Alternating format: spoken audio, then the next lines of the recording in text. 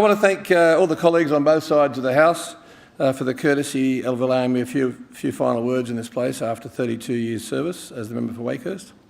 And I want to also start by acknowledging the traditional owners of the land, the Gadigal people of the Eora Nation, and thank them for their custodianship of land for 60,000 years. And if there are any Aboriginal people here, I particularly want to acknowledge you.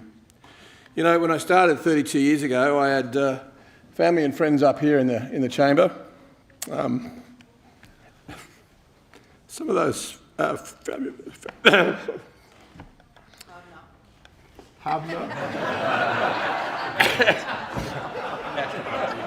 old Mel, she's there, keeping me rational. Thank you, Mel. Some of those members, my mum was here, Dorothy and my dad, both of them have passed on. Both of them were instrumental in me creating my values. We never talked about politics. I remember at some stage, a speech years ago, I did mention that my grandfather was a shop steward on the tramways in Victoria. That didn't seem to surprise too many of my Liberal colleagues That's true. at all. And I do remember some Labor colleagues who are no longer here calling out class traitor. Well, no, I wasn't, but I did value and I learnt things from my granddad, from Roy Dalton. I have to say that I also have learnt many values from my mum and dad, but they weren't political values. I also want to acknowledge my younger brother Tony and his wife Evelyn. Many of you would know that Tony passed away earlier this year, and that has had an effect on my thinking about whether I stay in this place or not. I also want to acknowledge Joe and Celia Levinson, who aren't here either, but they're very good people who are effectively my second parents. And it was Joe who actually gave me the courage to leave teaching and to go into law. My dad was saying, stay safe. And Joe said, go for life, have a go. It was his advice that got me out of science teaching and into law. It was certainly not his advice to go into politics. She was far too sensible for that. I want to thank my broader family, particularly my wife, Nicole. We married almost 3 years ago, just as COVID hit our shores. I love her dearly, and I thank her for showing me that there's more to life than perhaps what I've been doing, and there's a lot more fun we can have. I do remember one night she rolled over. I think it was Dr. Chand who'd rung me at 2 o'clock in the morning, yet again during COVID, and I just heard this little voice say to me, is this what I've married? I have to prove to her that it's not what she married. So as COVID sort of becomes more manageable, hopefully we can have a better life. I certainly think she would probably not recommend to any of her friends to marry a health minister after what she's been through. I want to also acknowledge my two wonderful sons, Andrew and Dave. They've been a constant source of joy to me in my career. Andrew was only 3, I think, when I went into politics, and Dave was 3 months old. So they know no better than having a dad who's been a lot involved in the community, and it was always a struggle to share time with them, but I tried and I did my best. And they're both, I think, really good people, so that's been a positive. I want to also thank my brother Jeff and his wife Janice. Jeff's a mad Labor voter.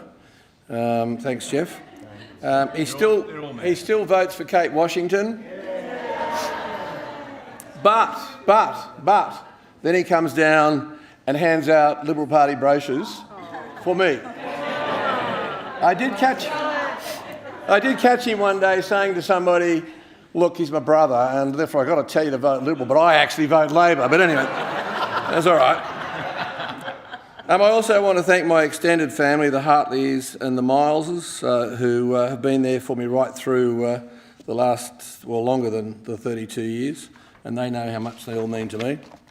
I've been very blessed with an extended family of nieces and nephews, and great nieces and great nephews, and I want to acknowledge the love and care that they've given me over the years. I also want to acknowledge my former parents-in-law, Charlie Hartley. He was a former rat of Tobruk, 2nd, 13th of the 9th Division. He was in El Alamein. He's a good guy. And he and his wife Lola, well, they really cared for me. And I thank them for everything. They both passed away, obviously, but they were great people. I also want to thank Nicole's mum, Linny, and her stepfather, Glenn, for the support they gave Nicole and I during the recent times, the challenging times of COVID. I want to thank friends. I've got personal friends who all told me, don't go into politics. Well, I'm finally listening to you guys. It's taken a while, but I'm finally listening to you. So I want to thank Peter and Amanda Henry, Greg Levinston, Jude, Michael and Anne Locke, Lynn and Jane Daly, Rob and Mark Davidson, Chris and Lynn Dockrell, Jean Vanry and Julie Oates. Most of these people I've known actually since school days, and Greg actually since we were at primary school. I want to thank the members of the Wakehurst Liberal Conference. From the moment that they voted for me, they have been amazing. And I want to particularly thank a little bit of grey hair right in the middle. She's always there. That's Robin Young. I want to thank Robin and her husband Harry, the great calligrapher. Always knew that he would be dragged in to write out the little place cards for any fundraisers. So thank you, Robin. Thank you to Fritz Murray, the conference president, Damien Jones. Damien up there, or is he somewhere in the building? No, probably in the building at the moment. Damien Jones, Natasha McLaren-Jones, Peter Grogan, Conra Marlis, Parry Skeen, John Emmett.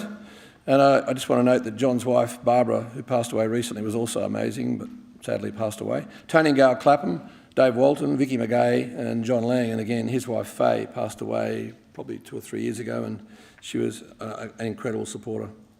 When I arrived in this place in 1991, just 2 of us came in, Peter Blackmore and me. And I remember sitting up in the corner where the Honourable Member for Willoughby is currently sitting. I'd found a spot as far away from the action as I could possibly be. And there, I contemplated, why have I done this to myself? Why am I here? It took quite a while. I used to joke that sitting up in that chair, I was so far out of the action that if anything went wrong, there wouldn't even be an oxygen mask to drop down and look after me. And no one would even notice that I was no longer there. But I learnt the machinations of the bear pit, and I remember thinking, is this a place where you can do good? I found out it is a place where you can do good. I remember also feeling, and I'm sure that my colleagues here, some of them would understand this, feeling a bit alone when I first came in here because I was not a member of a faction. Could never bear the thought of being in a faction, actually. I couldn't bear the thought of being told what to do. That's the point, isn't it? Sorry? It ain't changed, Ryan, you're absolutely right. Nothing, yep. It's actually why I've maintained my legal practicing certificate for 32 years. I paid, I don't know how many thousands of dollars, just so that if a premier ever really got that annoyed with me, I can say, don't worry about it, I'm out of here, I'll see you later. Not that you ever did that, Dom, right? Okay. I'm delighted to say that after 32 years I leave still as a non-factional member of the New South Wales Liberal Party. Not that I have a problem with the factions, they can do their thing, that's fine, as long as they leave me alone. The only factional meeting I ever attended was a mistake.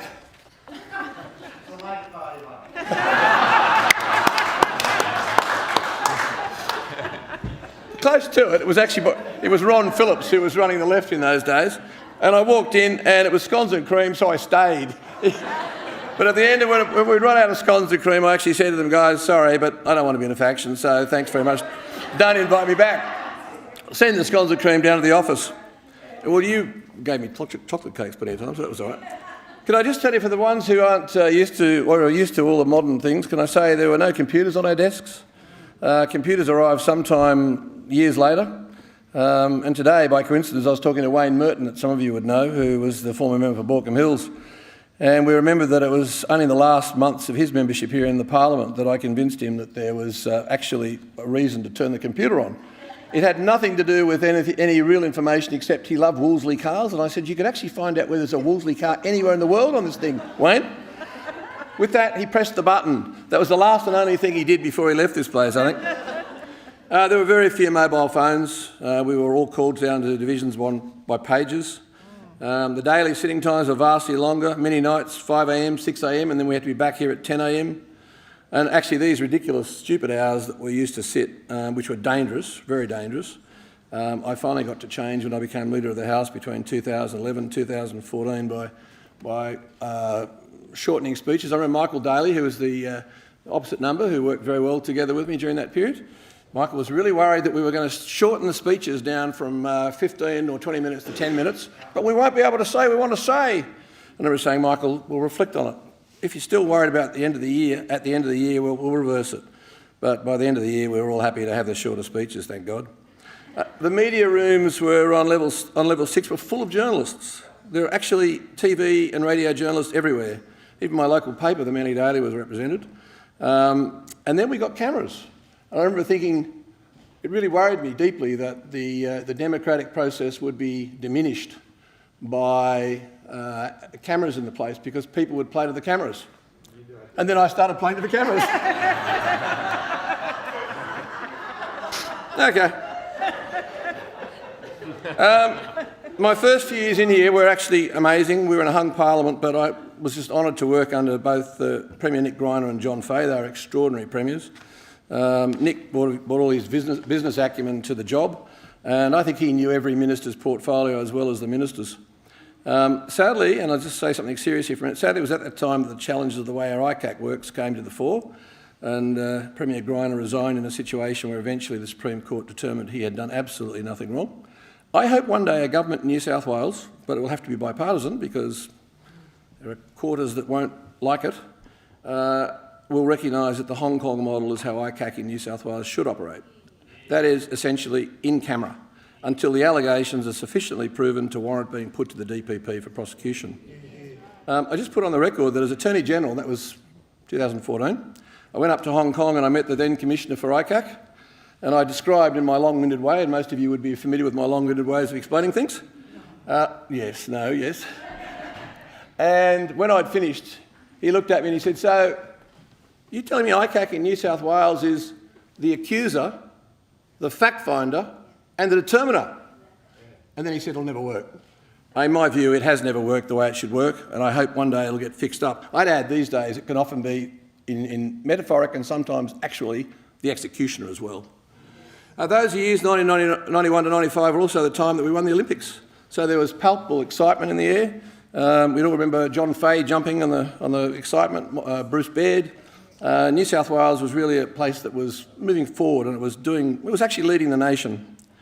We then had 16 years of a Labor government, during which the majority of the time was led by Premier Bob Carr. Bob used to command this parliament. He really had a presence. I never told him that at the time, of course. I made sure I didn't tell him that. But he did, and he also didn't like my intrusions into that command because I was on the other side, obviously wanting to stir him up. And I recall on one occasion he was busy working his way across the front bench and the back bench, giving our people a hard time. And so I interceded with him and told him that I thought that he needed to reflect on what he was doing. And he said, "Oh, I'm coming to you," which did cause me a moment of anguish. And then when he finally got to me, he said, "Now, the honourable member for Wakehurst," and he looked at me over there and he said, "We know what you want to be. You want to be in the Lib Lab party." They're not laughing, all right? They're not laughing. We know. We know. And with that, he also announced that he'd completed my application and handed it to the Honourable Andrew F. Sholgi. Of course, in other words, left faction. So, and I felt the knives going out of the back and thought, "You've achieved what you wanted, Bob." I also remember stirring him up one time about the fact that we had a water shortage, and I presented a bottle of Singapore New Water, sewage recycled water, and it was handed across the chamber. Actually, I came around here, handed it to him, and he looked disdainfully. He took off the top and just looked at it, and then looked over and said, "Let the record show that I sniffed, but I did not drink." He had a way, at any rate. One of the things that came out of that period, though, that I really support, and again, some of my colleagues on this side won't, but I supported 100% the drug summit, and the fact that we had a number of initiatives that came out of that, including the injecting room. And I'm heartened by the fact that to this day, not one person has died, and that should be what we try to do. Not one person has died in doing what they would have done in the streets. And of course, the ambulance people tell me that it's also saved vast amounts of ambulance time. I'm also heartened that under Premier Dom Perrottet, we are now putting in a huge whack of money, that is about $500 million, and that will into managing the lives or supporting the lives of those who are drug or alcohol addicted. And that's probably the biggest change that's been made since those early days around drug and alcohol. There are good people on both sides of Parliament during that period, and I want to acknowledge particularly Jeff Shaw and later Bob Davis. They were both very good ministers, Attorneys General, and I think Bob was also Corrections at one stage. And towards the end of the Labor period, of course, we had 4 premiers in 4 years. I won't say much about that, except to say that Maurice Yemmer was a person of decency who brought principle and integrity to the role. And I want to thank Maurice for the work he's done for the New South Wales Government as Chairman of the New South Wales Cancer Institute Board. He has done an extraordinary job. I also want to thank Andrew Shorgy. I want to thank my colleagues on this side for recognising the value of people on both sides, but Andrew Shorgy was appointed by the Cabinet to be the chair of the local health district out in the Far West area and is doing an extraordinary job, so thank you to them. I also want to acknowledge between 1995 and 2011 I had a number of Liberal leaders, Peter Collins, Kerry Chikarovsky, John Brogden, Peter Debnam and Barry O'Farrell, who all allowed me to be on the front bench continuously through 17 different portfolios. And to this day I'm very close friends still with obviously Kerry, John and Barry, and Kerry actually is now, amongst her many talents, a civil celebrant, so she presided over the wedding between myself and Nicole. Did a good job too. It's legal. It's legal. I think it's legal. I think it's legal. Don't tell Nicole if it's not. No. When the Liberals and Nationals obviously were elected in 2011, we had the various premiers, and I've obviously been honoured to work. I mean, prior to that, I'd had that period, as I just referred to, in opposition for 1995 to 2011, and since that time, I've worked on the front bench in a number of different portfolios. Most of whom you would know that, or most of whom would know. I want to acknowledge my predecessor in the current portfolio. It's one hell of a portfolio. If anybody ever rings you up as a Premier and says, would you like to be the Health Minister, ask them what the options are. I want to acknowledge Gillian Skinner because she really did do a lot of work to rebuild the health system in New South Wales. And of course, a lot of the work that I've been able to do has built on Gillian's work. I want to acknowledge the work of Barry O'Farrell, who brought the Liberals and Nationals together as a really united force. You can't win government unless you're united. You can't. And he brought us to government and we kick-started the New South Wales economy, which has led to the biggest growth of taxpayer-owned assets, including new roads, new rails, new hospitals, new schools, new bridges. And of course, in the early years while I was planning minister, actually, we started building thousands and thousands of new homes. Then Treasurer Mike Baird, followed by Treasurer Gladys Berejiklian, and more recently Treasurer Dom Perrottet and Treasurer Matt Keane have all continued the growth of New South Wales and ensured that our state does lead the nation, and other governments around the country all acknowledge that New South Wales does lead the nation. And you know, I was told years ago at a meeting with some people in Victoria that Melbourne does well, Victoria does well when Sydney does well. I'd say the whole nation does well when Sydney and New South Wales do well. We are the gateway to the rest of the country. As the Minister of Planning between 2011 and 2014, supported obviously by my ministerial staff, particularly Tim Robertson and the senior departmental planning staff, including the then Director General, the amazing Sam Haddad, we made major changes to the regulatory burden, which kick-started tens of thousands of new homes across Sydney and the regions with accompanying roads and infrastructure. I remember going out and, of course, dreaming up for those cameras words like, today it's paddocks, tomorrow it'll be people. And that's exactly what it is now when you go out there. It's amazing. And in the process, we redeveloped, because you have to get the infrastructure right. Not all of it's been done, but I remember roads like Schofields Road, Camden Valley Way, Richmond Park Road, all those roads were upgraded and made sure that we could actually provide the connections for people out there. And of course, rail since then as well. It's quite amazing. I've got to say one of the highlights was actually scrapping Part 3A of the planning legislation when I came in. And most of you who were around at that time would know, and there's not too many people around who were in this place at that time, but it was used not broadly by the then government, but it was certainly used by some members in processes that just were not proper. And so Part 3A had to be got rid of, and we got rid of it in the first 100 days of government. And in the infrastructure portfolio, I remember going to see Barry and saying, up the office here actually, I walked into his office one day, Barry O'Farrell, and saying, I think we can do better than what Labor proposed around a new international convention centre. Do you mind if we don't actually rush that? Because we'd said we were going to do it in the first 100 days. And he said, whatever you reckon. And so what we did was we put it out to a competition, and now we have that magnificent new ICC down at Sydney, and I'm very proud of that. and I think every New South Wales resident should be. In Newcastle, I stirred up some issues there. John Robertson was stuck with the job on behalf of the Labor Party to rebut what I was putting, but having been up there on numerous Sundays and sat and watched, and weekdays, and watched the number of people not using the train line between Wickham and Central, it occurred to me that we needed to stop the rail line at Wickham so the city could actually be reconnected to the harbour. When that finally was done, of course there was the usual cries of this is terrible, but it turned out to be fantastic and the city is just thriving. So that's another very proud aspect, and since my brother Jeff lives up that way, not far from Newcastle, I'm particularly proud of that.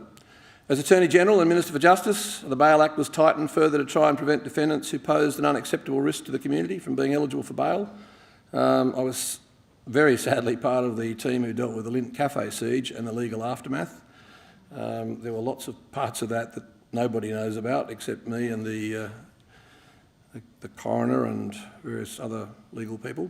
But like everyone in New South Wales, I'll never forget the horror of that event and the tragic deaths of Katrina Dawson and Tory Johnson. As Family and Community Services Minister, I was concerned to ensure the unacceptably high number of Aboriginal children taken into care were reduced through new policies and engagement with Aboriginal leaders, Aboriginal extended families, the public service, and of course the NGOs. To the many Aboriginal leaders and community members I've known and admired over the years, your strength, resilience and resolve to right wrongs is deeply respected and appreciated. Turning now to my current role, my much-loved role as New South Wales Health Minister, it has, as I've said publicly, been the best of times and the worst of times. The best of times has been working with an incredibly talented medical and non-medical staff in our health system. The building or rebuilding of about 180 hospitals so far, or hospitals and health facilities across the state, with obviously more to come, as well as the huge increases in staff. New South Wales Health is now the biggest health agency in Australia with over 160,000 staff and has a budget of $33 billion. Just to remind you, the Defence Force in Australia, the whole of Australia, only has about 80,000 staff. So for one government agency in one state, it is huge. It's been an amazing experience working with health infrastructure, and I particularly highlight Rebecca Walker, who heads up that agency, to ensure new hospitals were built by this Liberal National Government. Doesn't matter whether you're in the Tweed, go to Wagga, go to Broken Hill, go back to Bega, across the southwest and west of Sydney, there's hospitals everywhere, and I'm just very proud of that. The worst of times, of course, have to be for all of us, COVID-19. When the pandemic began, we were bracing for an expected 25,000 deaths. That's what the model has told me in the top floor in the boardroom at the old health headquarters. And they said, Minister, you'll be the minister that presides over 25,000 deaths this year. There were many anguished nights, I have to say.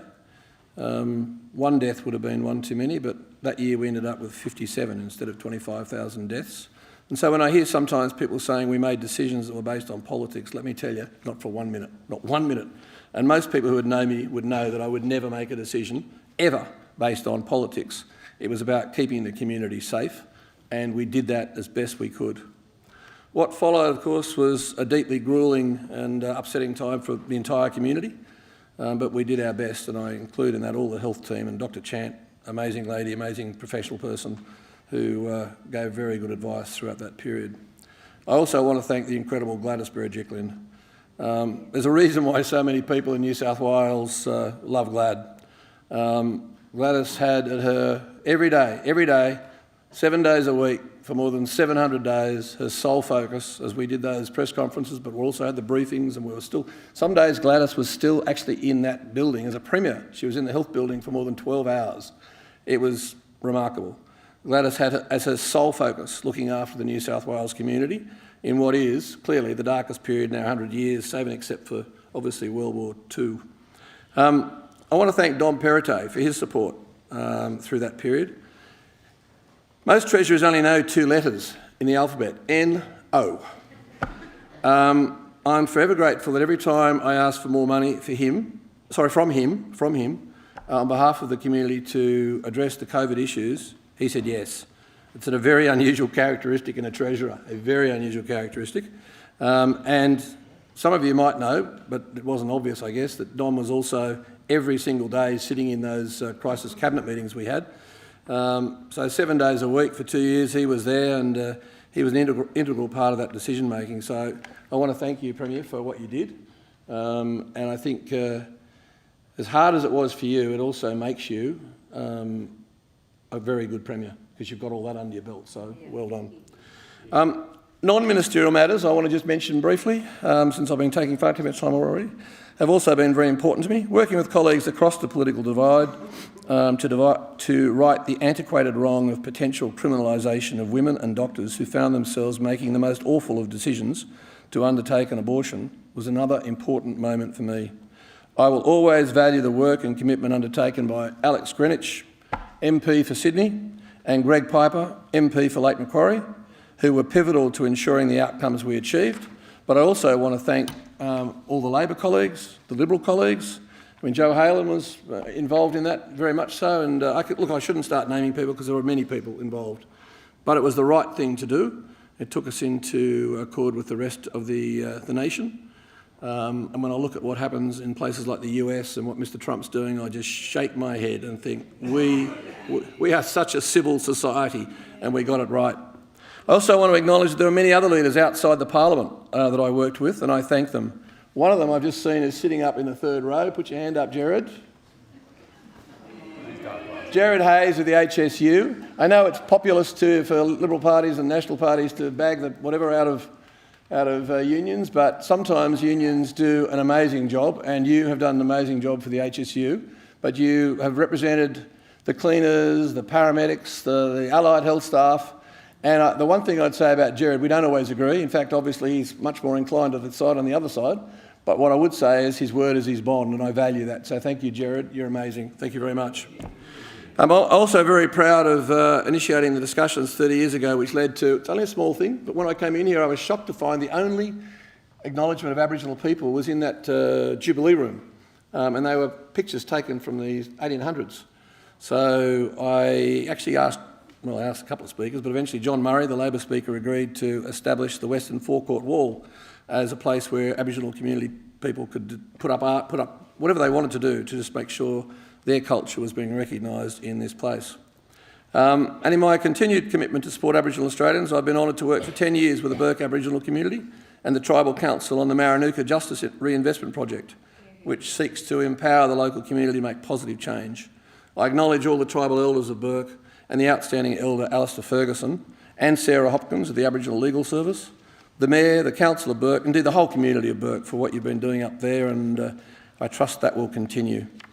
I want to state unequivocally none of what I've achieved would have been possible without the endless support of my family, my friends, my parliamentary colleagues, on both sides actually, but I have to say mostly on the Liberal and National sides, my personal ministerial team, who are all sitting in the front row there, or at least as far as I can see, most of them are in the front row.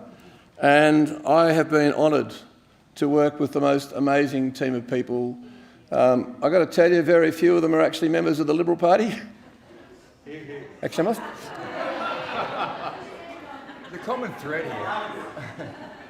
Actually, I might tell you, sorry, The common thread. if you want me to shut up, I'll shut up. But I just want to say this. I remember years ago when I was a shadow minister, it was a requirement that shadow ministers would let, particularly Kerry Chikarovsky, know that if you had somebody who was a party political member who had joined your team, tell us. And they all knew I never had anybody. Then one day I walked in, sat down and said, Kerry, I have to declare I've got a party political person working for me now. And she said, oh, good, who is it? And I told her, and I said, and he's a member of the Labor Party. Hey! Anyway, nothing's changed while I've been here. He did a great job working for the Liberal Party, even though he was Labor. He did a great job, actually. He was just decent and honest, and he was a good bloke. Back to the topic in hand. So, nothing could have been done without the support of, as I said, my family, my friends, parliamentary colleagues and the Liberal and National parties, my personal ministerial team, who I've just said are an amazing group of people, my local electorate office staff, and many extremely and professional, capable public servants. Sitting up there, yes, second in from the right, just below, yes, nod your head, Noel, is a woman called Nolene Burrell. Nolene worked for Virginia Chadwick, actually, before I hijacked her, and she worked for me for 28 years in the electorate office. Actually, she worked for me, she worked for the community. And people just loved Nolene. Nolene, I love you, but thank you so much for everything you did looking after our community on the Northern Beaches. You're an amazing person, and I wish you and Dave a very happy... well, you're in retirement now because you left me 4 years ago. And also Tobes across in the middle there, Toby Williams, thank you for taking over 4 years ago and for the other staff who you've employed, one of whom is Robin there, but thank you for all the work you've done looking after the Wakehurst electorate office. Been a few highlights in Wakehurst, I must say. Getting our hospital finally was a big one, our Northern Beaches Hospital. Bit of angst and noise initially, but it's actually, everybody loves it now. And of course the $600 million upgrade of Wakehurst Parkway and Warringah Road, you finally don't have to sit there for half an hour to get across the intersection. And of course we've got a new school about to be built. Lots of things have happened in Wakehurst, but they're probably some of the highlights. I also want to thank my 3 outstanding Chiefs of Staff since I came in 2011. Leonie Lamont. Leonie has served the government, but also made sure that members on the opposite side were always able to get a response for whoever they needed in their area, their electorate. And I thank you. Also Lee Dixon, where's Lee? Lee Dixon up the back there. Lee was in opposition with me and then went into government, and of course used to have amazing one-liners that would take me down very quickly. Yes. And Kath McFarlane's not here today, but is she? Oh, Kath McFarlane. Kath's here. Thank you, Kath. Kath has actually used to work for an independent, and then came and worked for me when I became. Well, she worked for me for a while, and then she was so good that I remember saying to Bob Diebitz one day, "You should get this lady to come and work for you because she's so good." And she ended up working for the government. The Labor government at the time, but then she came back and worked for me and did an amazing job as the Chief of Staff during those first 3 years when I was the Planning Minister. So thank you to each of them for their very wise counsel and their extremely good humour, which they needed to work with me. And the ministerial staff, all of you, can I name you and put you on record? The people who got us through a 1 in 100 year pandemic, Ed Clapham, also the master of the one-liner. Yeah, on your head says Ryan Park. You've got a job with the Labor Party? No, okay. Jasmine Tackman, where's Jazz? Jazz is there somewhere? Jazz. Ellie Pitterino.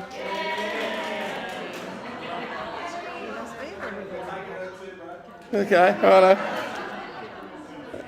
It's handy not being a member of a political party, isn't it? You get jobs on either side. Anyway, Ellie Pitterino, Julie Garvey, most amazing media advisor. And good person. Natasha Wallace, also media. Nicolette Cormandy, where's Nicolette? Can't see her. Yes, there's Nicolette. Sandy Fitter, who's left me now, and she's now working for an NGO, but Sandy, thank you for all the work you helped me with, particularly those exemptions during COVID. Abby Chugg, where's Abby? Is she there? Yeah, Abby. George John, he can't be here, I don't think, but Simon Santo, Ellie Stamatilados, Amy Hargrave and Felix Fierro. Thanks also to the DLO, the Departmental Liaison Officers, who bridged the gap between the ministerial office and the vast sections, and I mean vast, of New South Wales Health. Jennifer Gillett, nurse by profession. Sarah Macquarie, Madeline Smith. Jo White, midwife by profession. Kathy Cotton, Peter List, Helen Morrow, Rowan Eli, and I'd also just like to acknowledge Chris Williams, who worked with me. He was in the office when I took over from Gillian Skinner. One of the saddest parts of my last few years was Chris passing away with cancer, and only a young man, so acknowledge Chris Williams. I acknowledge all the public servants I've been honoured to work with. New South Wales is blessed to have such committed and capable civil servants. I include amongst them former New South Wales Health Secretary Elizabeth Coff, Deputy Secretary Susan Pearce, who's now the Secretary, and the entire executive team, the various board members of the local health districts and the pillars and the networks, the amazing public health team led by Dr Kerry Chant, and the most incredible problem fixer and cake maker, Kate Pritchard. If you ever want to seek the most amazing cakes, get onto her website. She actually can make the snitch out of Harry Potter, so the cake actually floats on the top of another part of the cake. I wished I could do that, but anyway. Reflecting that members on both sides do good work, I also want to thank Kate Washington. She and I did together some work for a particularly vulnerable section of the community. And that's all I have to say, but I want to thank Kate for doing that. I want to thank Paul Scully, Ryan Park, Shelley Hancock and Gareth Ward for showing that we can all work across the political divide when we need to, and the outcome of those efforts is the new Shell Harbour Hospital coming. So thank you to all of you. And Warrawong, yes, and Warrawong, thanks Paul. There are many more on both sides that I could name, but I'd be here for another hour, so I won't do that to you. I want to thank John Sidoti for his efforts to ensure that we got vast new sections of Concord Hospital That hospital is particularly relevant to me because that was where my dad was when he left the Navy. He became the hospital engineer that managed amongst his estate of hospitals, Concord Hospital.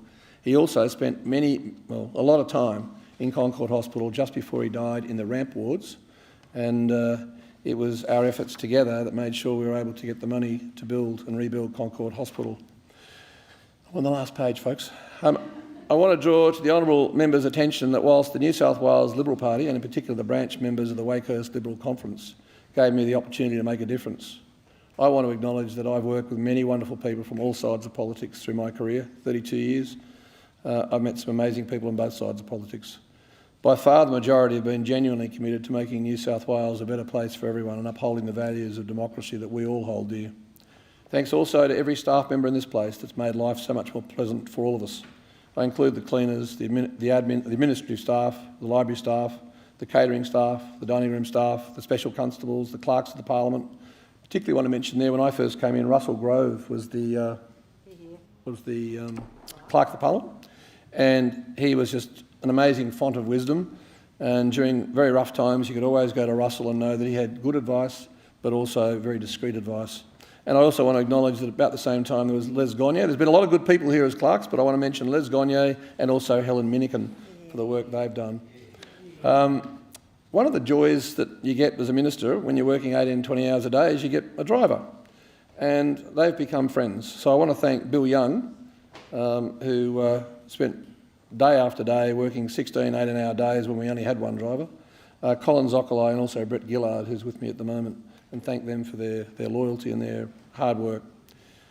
I should thank the media. I didn't feel like thanking the media sometimes during COVID, but you know what? You can't do this job and we can't have a democracy without the media. So I want to thank the media as a group. Yes, some of you, as many of you would know who saw those 11 a.m. press conferences, did manage to irritate me. Me.